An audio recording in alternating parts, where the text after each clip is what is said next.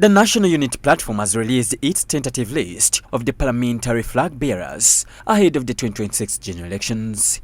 However, the announcement has not been without controversy, as several disgruntled aspirants have raised objection and petitioned the party leadership to review the selection process. Fatuma Kasim, a member of the tribunal committee set up by the National Unity Platform NUP, stated that they are present to receive petitions from aspirants who were not given the party flag.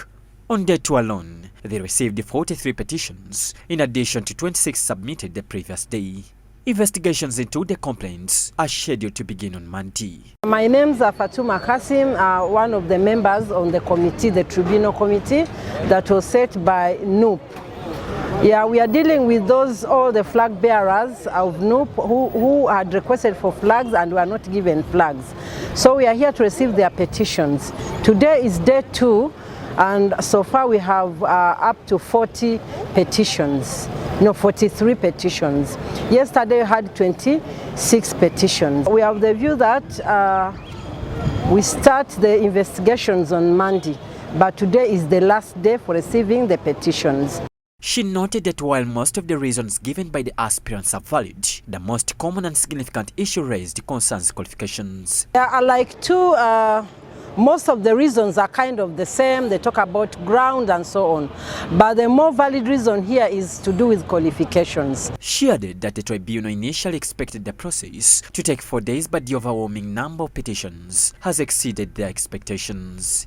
We thought we'd have 4 days, but the number is overwhelmed because we are still receiving other petitions. I think by the end of this day we may have exceeded more than 40. Several aspirants who were left out of the list have petitioned the party's Electoral Commission demanding a review of the selection process. They argue that the exercise sidelined the grassroots voices and failed to reflect the will of the people. Disgruntled aspirant Mukasa Aloysius said his mission was to utilize the democratic avenues provided by the National Unity Platform to petition the decisions made by the Electoral Committee. My mission of coming here is to utilize the democratic routes that were provided by the institution, which institution is National Unity Platform. And of course to petition what was aired out by the EMC, and of course awaiting a response from them. Aisha Waligo thanked the party for keeping open a democratic window for appeals, saying it shows NUP's commitment to democratic values. She emphasized that she had been active on the ground for over 10 years, unlike her opponent, who she claimed had no grassroots presence. My name is Aisha Waligo. I'm today here at our offices of the National Unity Platform. I've just come to deliver my petition, and I take this regard to thank my party leaders for having left out this democratic window for us to come out and deliver our complaints in case we are not satisfied with the results. This shows that NUP as a party is a party which commits to the democracy of this country, because at all levels democracy begins with me. So democracy is beginning with our party. I've delivered my complaint especially against the candidates who was given the party flag, Namiro. If at all a political party, our NUP, you confirm to us that you are going to base on the ground the assessment.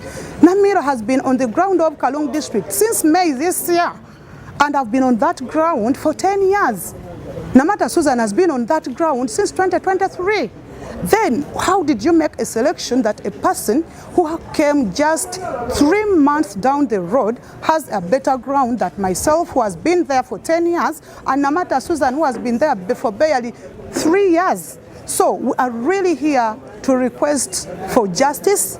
We really need Kalong to be heard. And you must understand that there is a very big challenge in Kalong district. I'm Flagbearer Waliendo. I came here to hand in my petition to the commission. And what brings me here today at the headquarters of the National Unity Platform is to present my formal complaint in regards to to whom the card was given. And I've presented my reasons to them.